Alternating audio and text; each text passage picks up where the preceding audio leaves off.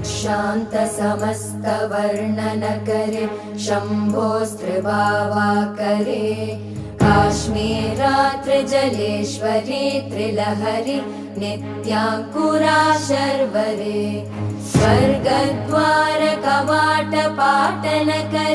काशीपुराधीश्वरी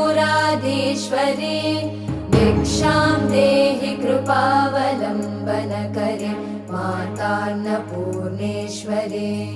देवी सर्वविचित्ररत्नरचिता दाक्षायणी सुन्दरी वामे स्वादुपयोदरा प्रियकरी सौभाग्यमाहेश्वरी